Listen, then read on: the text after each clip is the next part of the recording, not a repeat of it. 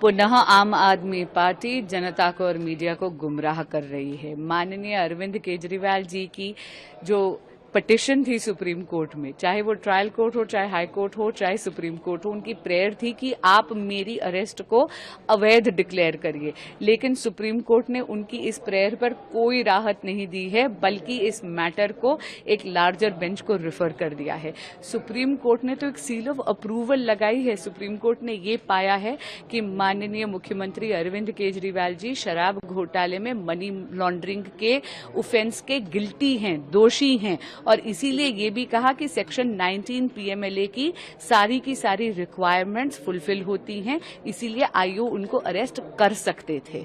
ये जो interim bell मिली है, ये बस इसलिए मिली है क्योंकि एक point of law larger bench को भेजा गया है। लार्जर बेंच की सुनवाई में थोड़ा समय लगता है, लेकिन आप ये देखिए जो कंडीशंस लगाई हैं वो वही कंडीशंस हैं जो 10 मई के ऑर्डर में थी। यानी ना वो सीएम के ऑफिस जा सकते हैं, ना माननीय मुख्यमंत्री अरविंद केजरीवाल जी किसी फाइल पे साइन कर सकते हैं अनलेस वो फाइल उनको एलजी ऑफिस में फॉरवर्ड करनी है। तो पुनः कहूंगी कि ये गुमराह करने की बात है। आज कोई राहत माननीय मुख्यमंत्री अरविंद केजरीवाल जी को नहीं मिली। हाँ, एक इशारा जरूर मिला है honourable supreme court of India से, वो ये कि जब भी एक कॉन्स्टिट्यूशनल फंक्शनरी यानी जैसे केजरीवाल जी हो गए, वो एक अभियुक्त के तौर पर एक स्कैम में लिप्त होते हैं तो उनको त्यागपत्र देना चाहिए। पर क्या करें, माननीय मुख्यमंत्री अरविंद केजरीवाल जी तो सत्ता के मुंह में मदमस्त है और दिल्ली की जनता उनकी इस जिद के कारण त्रस्त है। देखिए, आज डीडीएमए की बैठक थी। दिल्ली में बाढ़ की तैयारी को लेकर बैठक हुई थी। अभी कुछ दिन पहले फ्लड की जो एपेक्स कमेटी है उसकी भी बैठक हुई थी। हालांकि अभी दिल्ली में यमुना का स्तर बढ़ा नहीं है, लेकिन क्योंकि दिल्ली में पिछले साल बाढ़ आई थी और इस साल भी कुछ दिन पहले रिकॉर्ड स्तर की बारिश हुई, 228 mm बारिश हुई, इसलिए दिल्ली सरकार की पूरी तैयारी है अगर बाढ़ की परिस्थिति बनती है। आज सारे विभाग यहाँ पे मौजूद थे, जिसमें दिल्ली सरकार के विभाग, डीडीए, पुलिस, एनडीआरएफ सब मौजूद थे। इसमें ड्रेन्स की डीसिल्टिंग से लेके आगे अगर किसी भी प्रकार का फ्लड आता है तो रिलीफ एक्टिविटीज़ किस तरह से होंगी, उसकी पूरी चर्चा हुई, उसकी पूरी तैयारी हुई। साथ ही आईएमडी की टीम भी मौजूद थी। अभी अगले 7 दिन तक कोई एक्सट्रीम वेदर इवेंट एक्सपेक्टेड नहीं है और अभी एकदम से दिल्ली में बाढ़ की संभावना नहीं है, लेकिन तैयारी दिल्ली सरकार की पूरी रहेगी कि अगर एकदम से बहुत तेज़ बारिश हिमाचल प्रदेश में, हरियाणा में हो जाती है तो किस तरह से दिल्ली वालों को कम से कम परेशानी है। जिस तरह से आरोप लगे हैं कि आपने जिस तरह से वीआईपी डिमांड किया है, केबिन का डिमांड किया है, सारे आरोप जो डीएम लगाए हैं पुणे के, उसमें क्या है? मैं वही बोल रही हूँ, मेरा जो भी सबमिशन है उसके रिगार्ड में I will give it to the committee. जो भी प्रोसीजर है I will follow it, I will give it to the committee, but right now I am not authorise to talk to the media. Madam, कई तरह की कार्रवाइयां शुरू हुई है। आपके घर पर बुलडोजर भेजा गया, गाड़ी जब्त करने की भी कार्रवाई हो रही है, उस पर क्या कहेंगे? मैं वही बोल रही हूँ आपको, जो भी मेरा सबमिशन होगा इसके बारे में I will give it to the committee, the authorised committee of the government. I will give it to the committee and I will answer them and जो भी होगा मैं कमिटी को सबमिट करूंगी। बट अभी मैं आपसे बात करने के लिए, यहाँ पे कुछ कहने के लिए, I am not authorised, the rules do not permit me, I am not authorised to say anything. सवाल का यही जवाब क्यों आप दे रही हैं? देखिए, जिस तरह से एक नशे का जो विस्तृत और जिस प्रकार से इसका इम्पैक्ट हम कुछ समय से महसूस कर रहे थे, पिछले 15 महीनों के अंतराल में हमने काफ़ी इम्पैक्टफुल एक्शन जो है ड्रग पैडलिंग एक्टिविटीज़ के अगेंस्ट लिया है। और जो नशे की कारोबार में और इस तरह की एक्टिविटीज़ में लोग संलिप्त हैं, उनके अगेंस्ट ठोस कार्रवाई की है, धरातल पर कार्रवाई की है। और जैसा मैंने कुछ समय पहले भी शेयर किया था आपके साथ कि हमने लगभग 1000 के करीब ड्रग पैडलर्स को पकड़ा है। बैकवर्ड लिंकेज हम ड्रॉ करते हैं, जिसका मतलब है कि जो इन्वेस्टिगेशन हम करते हैं उसमें जो पकड़ा गया व्यक्ति है सिर्फ उसी को चिन्हित नहीं किया, उसी को अरेस्ट नहीं किया, वो किसको बेचने जा रहा है, उसके साथ पहले कौन कौन लोग संलिप्त रहे हैं और कितने समय से संलिप्त रहे हैं, किस प्रकार से वो इस बिजनेस को या इस इलीगल ट्रेड को जो है अंजाम दे रहे हैं, वो सारी की सारी चीज़ें हम इन्वेस्टिगेशन के स्कोप में लेकर आ रहे हैं। और उससे जो चेन ऑफ ड्रग सप्लाई है वो काफ़ी हद तक जो है शिमला डिस्ट्रिक्ट में ब्रेक हो रही है। आज भी इसी कड़ी में हमने कुछ समय पहले ठियोग थाना के अंतर्गत 1.5 किलो के करीब अफीम पकड़ी थी और उसके बाद जो व्यक्ति पकड़ा था उसकी हमने जैसे कि मैंने अभी आपको डिस्क्राइब किया, उसकी backward forward horizontal investigation scope जो है वो किया। और उस स्कोप में जो इन्वेस्टिगेशन जो थी, जो स्क्रीनिंग हमने की, उसमें ये सामने आया कि एक और व्यक्ति जो है वो काफ़ी लंबे समय से जो है इस ट्रेड में, इलीगल ट्रेड में इन्वॉल्व ऐसा लग रहा है, और पिछले 4-5 महीने से जो है वो काफ़ी सक्रिय रहा है इस क्षेत्र में। और उसके बाद जब और हमने इसको डिटेल में इन्वेस्टिगेट किया तो 2-3 साल का उसका जब हमने बैंक से ट्रांजैक्शंस वगैरह जो है उसकी एनालिसिस किया तो 3 से 4 करोड़ रुपए का जो ट्रांजैक्शन हमने उसमें देखा। तो अभी हम इन्वेस्टिगेट कर रहे हैं कि उसमें ड्रग मनी कितनी है और किस प्रकार की और भी। कि ये एक पॉजिटिव साइन है और जो पार्टी को खत्म करने की साजिश हो रही थी वो नहीं हो पाएगी। उनके एक और नेता सौरभ भारद्वाज कहते हैं कि PMLA लॉ जिसके तहत ये सब मामला है, ये लॉ ही ब्लैक लॉ है जिसमें कि बेल का प्रोविजन बहुत डिफिकल्ट है। क्या कहना है आपका? देखिए, आज आम आदमी पार्टी किस बात का जश्न मना रही है? अंतरिम बेल को संपूर्ण राहत और दोषमुक्त होकर प्रस्तुत करने की जो चेष्टा कर रहे हैं, ना अरविंद केजरीवाल जी जेल से बाहर आ रहे हैं, ना अरविंद केजरीवाल जी को दोषमुक्त कहा गया है। उल्टा आज के ही सुप्रीम कोर्ट के इस आदेश में उन्हें नसीहत और उन्हें सलाह दी गई है कि संवैधानिक पद पर बैठे हुए व्यक्ति के ऊपर जब इस प्रकार के गंभीर आरोप लगते हैं तो उनको तय करना चाहिए कि क्या वो मुख्यमंत्री के रूप में कंटिन्यू कर सकते हैं या उनको इस्तीफा दे देना चाहिए। तो आज तो इस नसीहत को मानते हुए, आदेश की तरह लेते हुए अरविंद केजरीवाल को इस्तीफा दे देना चाहिए। हकीकत तो यह है कि यदि अंतरिम राहत दोषमुक्त होने का प्रमाण बन जाता है तो फिर तो मनीष सिसोदिया को अब तक बेल भी नहीं मिली है, इसका मतलब वो दोषी है। मुझे लगता है इस प्रकार के कुतर्कों से बचना चाहिए और जो मूल सवाल है वो केवल इतना है कि अरविंद केजरीवाल जी जो शराब घोटाले के सरगना है, जो शराब घोटाले के मास्टरमाइंड है, उनको क्या किसी ने भी क्लीन चिट दी है? हाई कोर्ट तक ने कहा है कि पूरी मनी ट्रेल एस्टैब्लिश होती है और अरविंद केजरीवाल के खिलाफ प्राइमा फेसी बहुत सारे एविडेंस है। अभी जो ईडी की चार्जशीट दाखिल की गई है उस पर संज्ञान लेते हुए कोर्ट ने कहा है कि इसमें सफिशिएंट मटेरियल है अक्यूज के खिलाफ। और आज जो मांग रखी गई थी अरविंद केजरीवाल जी के वकीलों के द्वारा वो ये थी कि अरेस्ट को अवैध घोषित किया जाए। अरेस्ट को अवैध तो घोषित किया नहीं, केवल कानून के एक बिंदु पर लार्जर बेंच के पास मामले को ट्रांसफर किया गया है। इसीलिए आज जो भ्रष्टाचार के पक्ष में जश्न मना रहे हैं उनको बताना चाहिए कि उनका इतना बड़ा सियासी धर्मांतरण, झाड़ू से दारू तक, स्वराज से शराब तक और अन्ना से आज लालू तक पहुंच गए हैं। ये भ्रष्टाचार का जश्न मनाया जा रहा है, कोई राहत नहीं मिली है। तो मुख्य रूप से बात यह है कि जो संहिता उत्तराखंड में की विधानसभा ने पारित की, उसके पीछे जो भी मटेरियल था वो अभी तक पब्लिक नहीं किया जा सका था, लोगों के सामने प्रस्तुत नहीं किया जा सका था। तो अब समिति जो रिपोर्ट के वो पार्ट 1 और पार्ट 3, वॉल्यूम 1 और वॉल्यूम 3, जिसमें कि रिपोर्ट तैयार करने के पीछे किन किन चीजों का ध्यान रखा गया, किन चीजों का अध्ययन किया गया, क्या क्या विचार सामने आए, इन सब का उल्लेख है, उसे सार्वजनिक कर रही है ताकि लोगों की जानकारी में रहे कि भाई जो कोड बना उसके पीछे क्या सोचते। सर, लिविंग रिलेशनशिप को लेकर लगातार सवाल खड़े हो रहे हैं, इसको आप किस तरह देख रहे हैं? तो लिव इन रिलेशनशिप के बारे में जैसा कि आपने अगर कोड में पढ़ा होगा तो ये व्यवस्था की गई है कि लिव इन रिलेशनशिप का पंजीकरण किया जाए। ये भी व्यवस्था की गई है कि 18 से 21 साल के एज ग्रुप के जो बच्चे होंगे उनके पेरेंट्स को भी इसके बारे में सूचित किया, केवल 18 से 21 साल के बच्चों।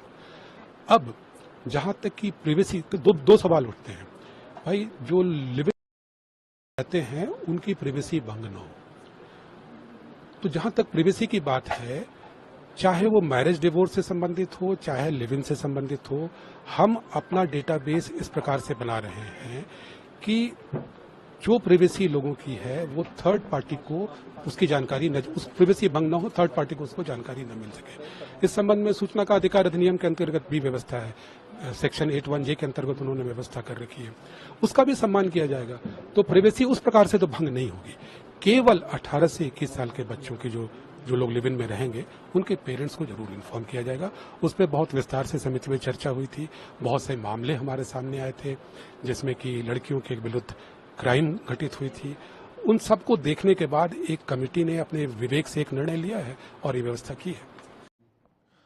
कल दिनांक 11/7 को हमें मॉर्निंग में एक रिपोर्ट प्राप्त हुई कि किसी ASI हैं जयपुर एयरपोर्ट पे जिनका नाम गिरिराज प्रसाद है, उनके साथ कोई स्पाइस जेट की महिला क्रू मेंबर ने कोई मारपीट टाइप इस प्रकार की शिकायत प्राप्त हुई। तो वहाँ पर मौके पर SHO पहुँचे और उसके बाद जो शिकायत करता है उनको थाने पर लाया गया। उन्होंने थाने पर एक रिपोर्ट दी कि वो जब व्हीकल गेट एयरपोर्ट का जो है वहाँ पर अपनी ड्यूटी कर रहे थे, जो उनकी ड्यूटी है कि फ्रिस्किंग से रिलेटेड, वो ड्यूटी करते समय स्पाइस जेट के कुछ क्रू मेंबर्स वहाँ पर आए और अपना फूड ट्रक और अन्य लॉजिस्टिक्स का सामान अंदर लेकर जा रहे थे। तो उनके SOP के मुताबिक जो व्हीकल्स हैं वो सेपरेटली चेक होते हैं और जो क्रू मेंबर्स अंदर जाते हैं उनकी फ्रिस्किंग होती है। तो उस शिफ्ट के दौरान वहाँ पर कोई भी उनके अकॉर्डिंग महिला कांस्टेबल या फिर कोई और महिला अधिकारी वहाँ पर डेप्यूटेड नहीं थी। तो इस दौरान ASI ने जो महिला क्रू मेंबर हैं स्पाइस जेट की, उनको कहा कि आप कुछ देर वेट कर लीजिए, मैं किसी दूसरे पॉइंट से यहाँ पर बुलाकर किसी महिला स्टाफ को आपकी फ्रिस्किंग करवा देता हूँ और उसी के बाद ही आपको अंदर जाने दिया जाएगा। लेकिन किसी प्रकार की कोई जल्दीबाजी दर्शाई गई कि हम लेट हो रहे हैं और इस तरीके से, और उस बात से कुछ एजिटेटेड लगी जो महिला क्रू मेंबर हैं, उस वजह से वो काफ़ी गुस्सा हुई।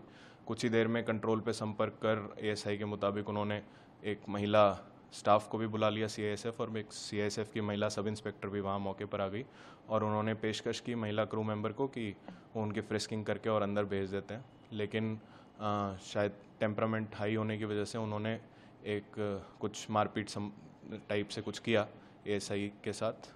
उसके बाद हमने रिपोर्ट दर्ज की। रिपोर्ट दर्ज करने के बाद जो बयान वगैरह लिए और उसके बाद जो CCTV फुटेजेस थे वो रिकवर किए और मुकदमा दर्ज करने के बाद हमने जो महिला क्रू मेंबर हैं स्पाइस जेट की उनको गिरफ्तार करके कोर्ट में पेश किया। उनकी तरफ से भी मामला जी, कल इवनिंग में उनकी तरफ से, महिला क्रू मेंबर की तरफ से भी एक अभद्रता का एक मुकदमा ASI गिरिराज प्रसाद के खिलाफ दर्ज करवाया गया है। और किसी एक केस में अंतरिम जमानत मिलने का मतलब ये नहीं है कि वो अपराध मुक्त हो गए। केजरीवाल के जो नए सहयोगी हैं लालू यादव, उनको भी अंतरिम बेल मिली थी लेकिन बाद में कन्विक्टेड हुए, जेल में जाना पड़ा। शराब नीति में जो घोटाला, जो चोरी आम आदमी पार्टी ने की है, अरविंद केजरीवाल ने की है, उसमें वो दोषी हैं। उन्होंने चोरी की है, लगातार उसका साक्ष्य जांच एजेंसी न्यायालय के सामने रख रही है और उस पर निर्णय अभी बाकी है। इसलिए मुझे लगता है कि एक बार पूरा निर्णय आ जाए। इनके घोटालों की परत दर परत खुल रही है, इनके कई सारे नेता उस घोटाले में शामिल है, वो सबके सामने आएगा। जी सर, लेकिन आम आदमी पार्टी खासकर आतिशी और सौरभ भारद्वाज, उनका कहना है कि इससे ये प्रूफ होता है कि बीजेपी जो है टारगेट कर रही थी अपने ओपोनेंट्स को। आतिशी और सौरभ भारद्वाज को तैयार रहना चाहिए कि अरविंद केजरीवाल जो शराब घोटाले के मुख्य अभियुक्त हैं, उन्होंने इनका भी नाम लिया है कि विजय नायर जो इस शराब घोटाले में शामिल है, वो आतिशी और सौरभ भारद्वाज को रिपोर्ट करता था। में एक समिति गठित की गई जिसके सदस्यगण आप मंच पर आप देख रहे हैं, मेरे ख्याल से सभी को आप जानते होंगे। नहीं जानते हो तो मैं परिचय करा सकता हूँ, वैसे मेरा ख्याल आप सभी लोगों को जानते हैं। नियमावली समिति को राज्य सरकार ने यह आदेश दिया कि अब आप जो 4 खंडों में रिपोर्ट थी इसको पब्लिक के साथ साझा कर लीजिए। आज का जो आयोजन है ये उसका एक औपचारिक रूप से आपके माध्यम से जनता तक हम ये बात पहुंचाना चाहते हैं कि अब वो 4 खंडों में रिपोर्ट और जो हमने एक्ट बनाया, जो संहिता बनी, उसके 2 खंडों में हिंदी और अंग्रेजी रूपांतरण, ये सभी चीजें हमारी वेबसाइट है, इस पे आज हम अपलोड करेंगे जो कि सभी की जानकारी के लिए उपलब्ध होगा। वो वेबसाइट है www.ucc.uk.gov.in। इस वेबसाइट पर आज यह रिपोर्ट अपलोड होगी और इस कार्यक्रम के बाद आप सभी लोग उस पर जाकर पूरी रिपोर्ट पढ़ सकते हैं। ऐतिहासिक दिन है। आज सड़क दुर्घटनाओं को रोकने के लिए 15 इंटरसेप्टर वाहनों का फ्लैग ऑफ किए हैं और ये इंटरसेप्टर वाहन आधुनिक तकनीक से सुसज्जित हैं। इसमें स्पीड राडार गन है, ब्रीथ एनालाइजर है, सर्विलांस कैमरा है, प्रकाश तीव्रता मापन यंत्र है, ध्वनि मापक यंत्र है, ग्लास पारदर्शिता यंत्र है, PA सिस्टम यंत्र है और अभी 15 गाड़ियां हैं तो 15 जिलों में भेज रहे हैं और निश्चित रूप से इससे जो सड़क दुर्घटनाएं होती हैं उसमें कमी आएगी। जो लोग ज़्यादा स्पीड गाड़ी चलाते हैं उन पर भी कार्रवाई होगी, जो नशा पान करके गाड़ी चलाते हैं उन पर भी कार्रवाई होगी और जो सड़क दुर्घटनाएं उसको कम कर पाने में हम लोग सफल हो पाएंगे। और आज इस ऐतिहासिक क्षण में हमारे प्रदेश के उप मुख्यमंत्री और गृह मंत्री जी वो मौजूद रहे, हमारे वन मंत्री केदार कश्यप जी उपस्थित रहे, विधायक उपस्थित रहे, हमारे सांसद उपस्थित रहे, महासमुंद के श्री संतोष पांडे जी और डीजी उपस्थित रहे, पुलिस डिपार्टमेंट के सभी अधिकारी मौजूद रहे। सबकी उपस्थिति में आज हम लोग इस इंटरसेप्टर गाड़ियों को फ्लैग ऑफ किए। Manohar international airport linking road to the national highway 7 kilometres road का इनॉग्रेशन माननीय नितिन गडकरी जी के हस्ते हुआ। इस कार्य खास करके मोदी जी गवर्नमेंट 3.0 में पहला गिफ्ट गोवा सरकार के लिए, गोवा के लोगों के लिए माननीय मोदी जी ने यानी link road between Manohar international airport और नेशनल हाईवे को आज लोकार्पण हुआ। The approximately cost of the project is 1200 crores of rupees। This is ये हाईवे गोवा के लिए इट इज इकोनॉमिक कॉरिडोर बनेगा, इट इज टूरिज्म बढ़ावा देने के लिए इस रास्ते का। और those people who are going towards the Manohar international airport इनके लिए यानी डायरेक्ट कनेक्टिविटी से टाइम और फ्यूल सेविंग के लिए ये रास्ता हमें बहुत ही उपयोगी आएगा। मैं माननीय मोदी जी का बहुत बहुत धन्यवाद करता हूँ, माननीय नितिन गडकरी जी का भी बहुत बहुत धन्यवाद करता हूँ। गोवा के लोगों की तरफ से हमेशा के लिए इंफ्रास्ट्रक्चर अपग्रेडेशन करने में हमें डबल इंजन सरकार की मदद हुई, चाहे वो Mopa link road to the national highway, Atal Setu, Zuari bridge या मनोहर पर्रिकर बाईपास रोड। इस तरह के बड़े इंफ्रास्ट्रक्चर हमेशा के लिए डबल इंजन सरकार में गोवा में बनाए हैं और आगे भी यानी हमने मोर देन हमारे एनुअल प्लान में 7,000 crores of rupees के न्यू डिमांड गडकरी जी के सामने रखे हैं। द न्यू हमने ईस्टर्न बाईपास रोड विडिजन सर्कल रोड इन शॉर्ट उसकी भी डिमांड रखे, उसका कंसल्टेंट अपॉइंट किया। मुझे पूरी उम्मीद है गोवा के लोगों की तरफ से माननीय मोदी जी और गडकरी जी इस रोड भी इस बार हमें सैंक्शन करेंगे। यही आज फिर एक बार आज जो रोड लोकार्पण किया इसके लिए मैं लोगों को बहुत बहुत शुभकामनाएं देता हूं और मोदी जी और गडकरी जी का बहुत बहुत धन्यवाद व्यक्त करता हूं। वर्ल्ड स्किल डे का प्रोग्राम एक्चुअली 15 जुलाई को है, लेकिन गोवा सरकार की तरफ से आज हमने इस कला अकादमी में प्रोग्राम का आयोजन किया था। पहली बार द स्किल मिनिस्ट्री की तरफ से इतने बड़े कार्यक्रम का आयोजन किया था और इस कार्यक्रम में खास करके the Tata Technology, they have invested more than 170 crores in all ITIs of the state of the Goa. We had invested additional 60 crores. और गोवा सरकार ने जिस तरह से पूरा स्किलिंग अपग्रेड करने के लिए जिस तरह से इक्विपमेंट चाहिए थे वो सभी ITIs में ITI अपग्रेड किया। स्किलिंग, रीस्किलिंग, अपस्किलिंग युवाओं का करने के लिए सभी ITIs इस बार हम डेवलप कर सके। टाटा टेक्नोलॉजी के साथ साथ ताज ग्रुप्स ऑफ होटल्स इनके साथ भी हमारा आज MOU साइन हुआ और सभी ITIs में हम यानी ITI इन हॉस्पिटलिटी सेक्टर ये नया कोर्स स्टार्ट कर रहे हैं जो कि न्यू यानी ह्यूमन रिसोर्स जो गोवा में specially in the hospitality sector चाहिए वो हॉस्पिटलिटी सेक्टर में ह्यूमन रिसोर्स करने के लिए आज से हम स्टार्ट कर रहे हैं। चाहे कि सभी ITI में इस तरह का हॉस्पिटलिटी सेक्टर स्टार्ट हो जाएगा और ह्यूमन रिसोर्स क्रिएट हो जाएगा। इसी वर्ल्ड स्किल डे के प्रोग्राम पे चाहे वो जैक्वार हो या बाकी सभी कंपनीज ने ITIs के साथ टाई अप करके स्किलिंग, रीस्किलिंग, अपस्किलिंग करने का कार्यक्रम किया। आज बहुत ही अच्छे कार्यक्रम का आयोजन यानी चाहे वो 8, 9, 10 नेशनल स्किल डेवलपमेंट सेंटर की तरफ से उन्हें अपग्रेडेशन का एग्जीबिशन दिखाया था, ITIs के थ्रू एग्जीबिशन का कार्यक्रम हुआ, वो सभी यानी कला अकादमी में आके देखे और honourable prime minister Narendra Modi ji का विजन जो है दो सॉफ्ट स्किल और स्किल मैन पावर तैयार करने का वो गोवा सरकार के स्किल डेवलपमेंट के डिपार्टमेंट की तरफ से हम हमेशा के लिए कर रहे हैं, चाहे हर एक युवा, हर एक स्किल्ड युवा बने, यही सोच आगे रख के विकसित भारत, विकसित गोवा और द स्किल इंडिया के साथ साथ स्किल्ड गोवा, यही तैयार करने के लिए हमारा डिपार्टमेंट काम। Regarding our today's event, will you kindly tell me about it? You see, it is today we are benefiting around 4 lakhs people's beneficiaries. Different type of schemes is here, but mainly we are focusing on the people who are residing in the relief camp and who are facing the day-to-day life, So just we are providing today rupees 25,000 each to the 6,000 family for their own, they may do whatever they like. And the 1,000 each to every person for about 60,000 persons across the state, including hills. Today's function is covering in all the hill districts also inside the state, and we are providing around 4 lakhs, above the 4 lakhs beneficiaries.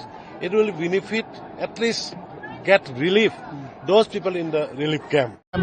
पूर्ण कार्रवाई करना है। Sir Pathan sir, यही हिंदी में बता दीजिए, आप क्या लेकर आए, आप कितना उनको फाइन बाकी है और क्या कार्रवाई करने के लिए आप? मोटर व्हीकल एक्ट में जितनी भी तरतूद है उस हिसाब से हम वो गाड़ी के ऊपर कार्रवाई करने वाले हैं। उनका जो वो गाड़ी के ऊपर 21 चालान पेंडिंग है और 26,500 रुपए का दंड बाकी है। कब से पेंडिंग है सर, कब से पेंडिंग है?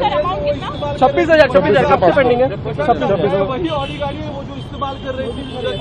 ये गाड़ी वो इस्तेमाल करती है ऐसे हमको जानकारी मिली है, लेकिन ये गाड़ी किसके नाम पे है, कैसी है, वो सब जानकारी करने के लिए हमको गाड़ी वो मिलना चाहिए। लेकिन सर आप सुबह से हम देख रहे हैं, आप सुबह से यहाँ पर आ रहे, कोशिश कर रहे हैं, लेकिन आपको अंदर जाने नहीं दे रहे हैं, दरवाजा नहीं खोल रहे हैं, कोऑपरेट नहीं कर रहे आपके साथ, कोऑपरेट नहीं कर रहे क्या? अरे नोटिस तो किसी तरह कोई नोटिस देने वाले हैं आप, जिस तरह कोऑपरेट नहीं कर रहा है ये परिवार। सर तुम्हें तुमसे काम कर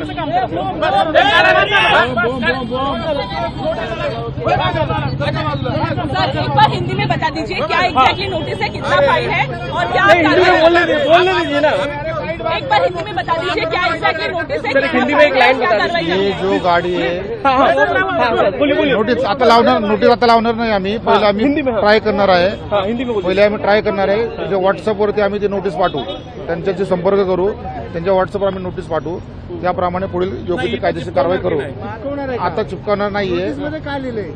मोटर व्हीकल ऍक्ट 177 कलमाप्रमाणे कारवाई केलेली आहे कायदेशीर।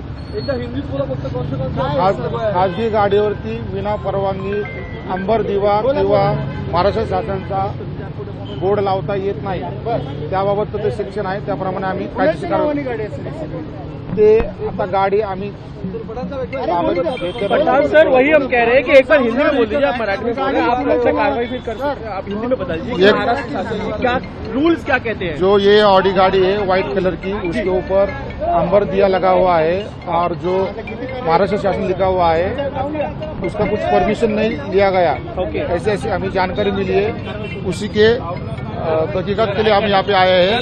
गाड़ी हमको अभी मिली नहीं है, गाड़ी मिलने के बाद उसके ऊपर हम जो कायदेशीर कार्रवाई है वो सब करने वाले हैं। आप नोटिस व्हाट्सएप पे भेजने वाले हैं? बस और वीकेंड जो उन्होंने राइड लगाया था, लाल बत्ती जो उन्होंने लगाई थी, उसके लिए आप कार्रवाई कर रहे हैं? सर आपका फोन गोदाम में क्या कुछ मिला है और क्या एक्शन लिया गया है? देखिए, इसमें बहुत सारी त्रुटियां पाई गई हैं। गोदाम नंबर 2 में 202 बोरा चीनी कम निकला है और करीब 155 बोरा दाल भी कम है। 1219 किलो चावल कम निकला है और काफ़ी स्टॉक रजिस्टर में काफ़ी गड़बड़ियां हैं। नाप तोल वाला का ना नाप तोल से परमिशन है, ना नाप तोल की मशीनें सही है। और हमारी नेता आदरणीय सोनिया गांधी जी, राहुल गांधी जी ने फूड सिक्योरिटी एक्ट लाया था ये उद्देश्य से कि इस देश का कोई भी आदमी भूखा ना रहे, भूखा ना मरे। और आज हमको सोनिया गांधी, राहुल गांधी जी ने, मल्लिकार्जुन खड़गे साहब, मीर साहब ने हमको ये दायित्व दिया है कि खाद्य आपूर्ति विभाग का सेवक बनाया है, ताकि हम किसी भी गरीब की थाली का चावल दाल अन्न जो है कोई बिचौलिया और लुटेरा नहीं लूट सके। इसी के लिए मैं आया हूं और सुबह 9 बजे से यहाँ औचक निरीक्षण में हूँ। अभी भी मैं यहाँ हूँ और सब गोदाम की गिनती चल रही है। और गोदाम नंबर 3 में भारतीय जनता पार्टी के कार्यकाल का कम से कम 30-40 ट्रक वहाँ नमक पड़ा है, चीनी पड़ी है और भाजपा के कार्यकाल का बहुत सा अनाज को उन लोगों ने यहीं पर जमीन में दफन कर दिया, सिर्फ ये कहते हुए कि ये खाने लायक नहीं है, इंसान और पशुओं के खाने लायक नहीं है। और चिट्ठी भी निकाली है तो लिखा है कि यहाँ शहर से 10 किलो शहर से दूर जाकर 10 फीट गड्ढे में उसको डाल देना, यहीं उसको दफन कर दिया गया है। और भारी मात्रा में दिखाया है 1000 किलो, लेकिन वो 10,000 किलो से ज़्यादा है। तो भाजपा की ईमानदार सरकार और उनके ईमानदार मंत्रियों के कारनामे हैं। नमक एक आदमी कितना खाता है एक दिन में? 5 ग्राम।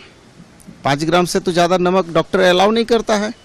लेकिन आखिर क्या ऐसी परिस्थितियां पैदा हो गई कि जो है 62 लाख परिवार है, 2 करोड़ 60 लाख के करीब परिवार है, व्यक्ति हैं, उनके लिए जो 1-1 किलो नमक क्यों भाई? पर व्यक्ति 1-1 किलो नमक क्यों? अरे नमक तो ज़्यादा खाने से ब्लड प्रेशर हो जाता है। तो नमक देखिए सलामत है, लेकिन चीनी, चावल और गेहूं, दाल गायब हो जा रहा है। क्योंकि नमक की कालाबाजारी बड़ी कम होती है, तो नमक जो है आधा धुंध ले लिया जा रहा है। तो ये बहुत सारी ऐसी त्रुटियां हैं जिन त्रुटियों को हम देख रहे हैं और इस पर जिन विभाग के अधिकारियों की लापरवाही है उनको जरूर हम विधि सम्मत उस पर कार्रवाई करेंगे। जो हमारे प्रदत्त अधिकार हैं उन अधिकार के तहत उन पर कार्रवाई सुनिश्चित करेंगे। यहाँ मौके पर किस तरह की कार्रवाई की? देखिए मौके पर क्या कार्रवाई की गई है? क्या कुछ सील किया गया? नहीं, अभी तो 3 नंबर जो गोदाम है उसको सील कर दिया गया है, उसकी हम लोग विजिलेंस जांच कराएंगे। जो यहाँ पर जिन लोगों ने सामान की चोरी और कालाबाजारी की है उन पर भी हम विभागीय स्तर पर जांच भी कराएंगे। जरूरत पड़ेगी तो एसीबी की जांच कराएंगे, जरूरत पड़ेगी तो प्राथमिकी भी दर्ज करेंगे। लेकिन चूंकि नैसर्गिक न्याय के सिद्धांत से सब आच्छादित हैं, तो कोई गुनहगार बचे नहीं, कोई निर्दोष फंसे नहीं। इसकी पूरी जांच करके जांच रिपोर्ट लेकर आगे अग्रिम कार्रवाई करेंगे। भारतीय जनता पार्टी के बहुत ही वरिष्ठ नेता, भारत सरकार के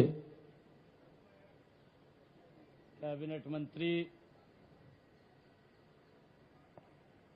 और हरियाणा के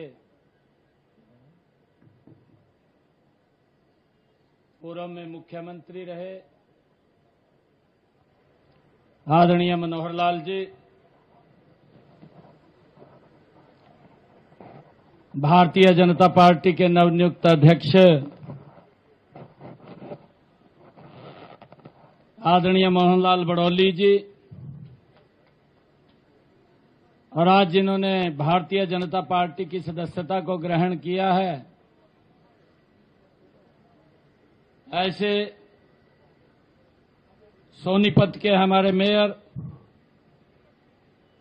कांग्रेस के नेता रहे,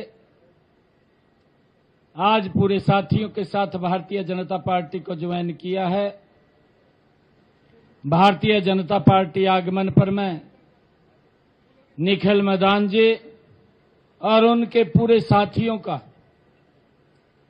इनके साथ कई पार्षद आए हैं, इनके साथ क्षेत्र के गणमान्य लोग हैं, इनके साथ ही क्षेत्र से सरपंचगण है, इनके साथ सोनीपत के बहुत ही मजबूत लोग आज भारतीय जनता पार्टी में शामिल हुए हैं।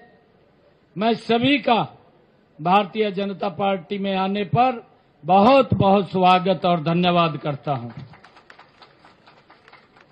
हमारे जिला के माननीय अध्यक्ष जसवीर दोदवा जी, वो भी इस अवसर के ऊपर उपस्थित हैं।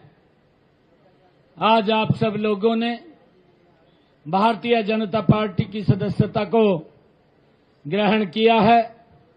भारतीय जनता पार्टी की नीतियों को, भारतीय जनता पार्टी के विचार को आज आप शामिल हुए हैं और हम सब इस विचार को लेकर के इस अक्टूबर महीने के अंदर हरियाणा में तीसरी बार बड़े मैंडेट के साथ भारतीय जनता पार्टी की सरकार बनाएंगे। भाइयों, हमें खुशी है पिछले 10 वर्षों में जो डबल इंजन की सरकार ने काम किए हैं, हमारे पास बताने के लिए बहुत सारे कार्यों का एक जखीरा है, परंतु जब हम कांग्रेस की तरफ देखते हैं, झूठ के सिवा उनकी दुकान में कोई सामान नहीं है और वो झूठ परोसने का काम करते हैं।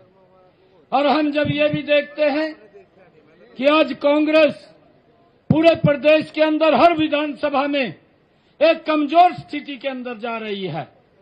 आज कांग्रेस बड़ी कमजोर हो रही है और आने वाले समय के अंदर जब उनके पास बताने के लिए भी कुछ नहीं है और वो झूठ का सहारा लेकर के उन्होंने अपनी बात को कहते हैं, परंतु आगे इनका ये झूठ चलने वाला नहीं है। हम देखते हैं कि कांग्रेस के बड़े बड़े नेता आज भारतीय जनता पार्टी, आज आदरणीय नरेंद्र मोदी जी और आदरणीय मनोहर लाल जी के विचार के साथ जुड़ करके हरियाणा में तीसरी बार सरकार बनाने का काम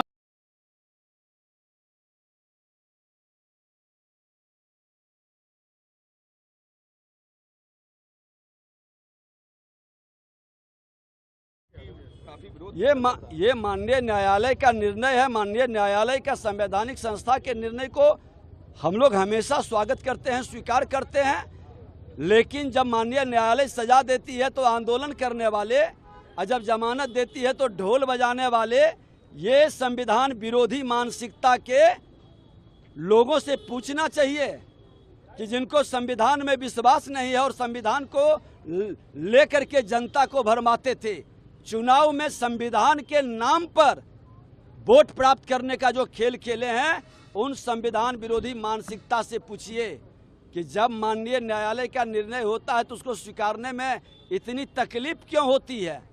जमानत भी वही देता है, सजा भी वही देती है, इसमें एनडीए गठबंधन की कोई भूमिका नहीं होती है, लेकिन जनता को बरगलाने का खेल ये लोग खेलते हैं, क्योंकि ये लोग भ्रष्टाचारी हैं, परिवारवादी हैं, समाज को लड़ाने वाले, देश को कमजोर करने वाले मानसिकता के लोगों को माननीय न्यायालय नजर रखती है। वीर पर एक फैसला हुआ है कि 10% आरक्षण दिया जाएगा पैरामिलिट्री फोर्स में उन लोगों को। ये देखिए, अग्निवीर के खिलाफ ये राहुल गांधी और टुकड़े टुकड़े गैंग का जो अभियान चल रहा है, जो बच्चे मेरे कंस्टिट्यूएंसी के गए हैं वो कहते हैं कि जब मैं 4 साल का होकर के एक आर्मी में जाते हैं और 3 के लिए कहीं 15, कहीं 10, 7 जगह है पैरामिलिट्री में, फिर एविएशन में है। ये लोग अग्निवीर को बदनाम करना चाहते हैं, युवाओं को भ्रमित करना चाहते हैं। अग्निवीर जैसा कोई योजना अभी तक नहीं लाया गया था, अग्निवीर बेस्ट योजना है। राहुल गांधी ने मणिपुर को लेकर कहा है कि बिहार में विकास की गति को आगे बढ़ाने के लिए देश के प्रधानमंत्री जी, वित्त मंत्री जी का पूरा सहयोग मिलेगा। माननीय मुख्यमंत्री जी बिहार के विकास के लिए चिंतित रहते हैं, प्रधानमंत्री जी का पूरा समर्थन मिलेगा। अच्छा, विशेष दर्जे को लेकर के लगातार कहा जा रहा है कि जेडीयू की तरफ से कि विशेष दर्जा मिलना चाहिए, विशेष पैकेज मिलना चाहिए। नहीं, भारत की सरकार पूर्ण रूप से बिहार की सरकार को मदद करके बिहार में जो विकास के कार्य छूटे हैं उसको पूरा करेंगे। Yesterday you have made a statement as well that DU rejects introduction of Manusmriti. So how did it started the idea of introducing it. What do you want to say? You know, I'm totally unaware of the whole thing. But yesterday I came to know and received a proposal from Faculty of Law for amendment of the course on jurisprudence course, where they have introduced a line on Manusmriti and two texts related to Manusmriti. One was a commentary on Manusmriti and another was on Manusmriti written by an Indian author. But I thought, no, this is not an appropriate thing. We should not. And then the proposal, we discussed in a group, which is normally a practice before sending a proposal to the Academic Council.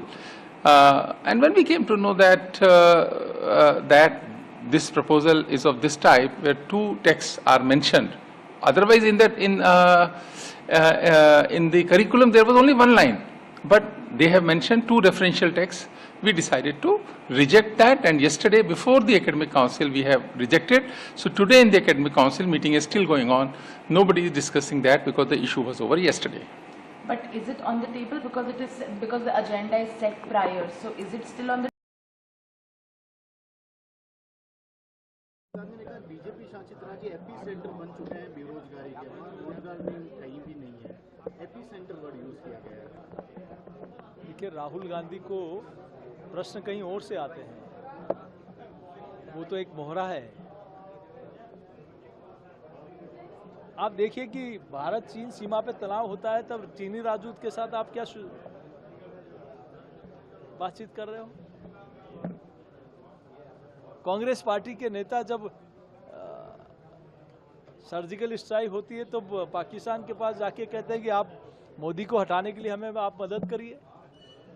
जिन लोगों को देश की जनता के ऊपर विश्वास नहीं और दुश्मन राष्ट्र के ऊपर विश्वास है, तो देश की जनता उनको कभी बर्दाश्त नहीं कर सकती। 4 लाख नौकरियां मिलेगी जैसा आपने संकल्प पत्र का वादा तो पूरा कर दिया, पद जो हमने कहा है, देखिए आप देखिए कि जो मैंने बातें आप लोगों के सामने बताई, क्या पुरानी सरकारों ने इस दिशा में पहले 6 महीने में इतने कोई कदम उठाए? इस सरकार ने तो न सिर्फ घोषणा की, खातों में पैसा जाना शुरू हो गया, और ये जो काम बजट में है वो निश्चित रूप से धरती पर धरातल पे आएंगे और विकसित राजस्थान का जो संकल्प है उसको पूरा करेंगे।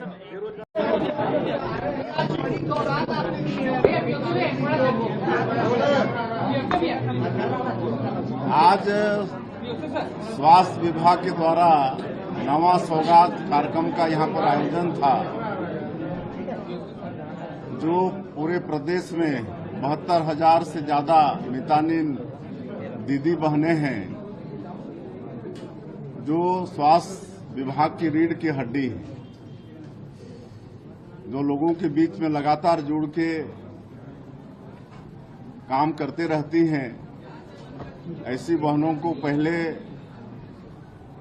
राशि समय पर नहीं मिल पाती थी, कई महीने लग जाते थे, शिकायत मिली थी, और हमारे स्वास्थ्य मंत्री श्री श्याम बिहारी जायसवाल जी को हमने अवगत कराया था, और बहुत जल्दी उनके नेतृत्व में विभाग एक ऐसी व्यवस्था खड़ी की कि अब हर महीना उनके खाते में सीधे प्रदेश से राशि चली जाएगी, और किस किस मद में उनको राशि जाएगी उसकी भी जानकारी उनको मोबाइल में मिल जाएगा। इससे निश्चित रूप से पूरे प्रदेश में जो हमारी मितानिन दीदी बहनें हैं उनको प्रोत्साहन मिलेगा, उनका मनोबल बढ़ेगा और उत्साह के साथ वो काम करने में सफल होंगी। और इस अवसर पर आज हमारे दोनों डिप्टी सीएम उपस्थित थे, श्री अरुण साहु जी, श्री विजय शर्मा जी, हमारे स्वास्थ्य मंत्री श्री श्याम बिहारी जायसवाल जी, उनका तो ये कार्यक्रम ही था।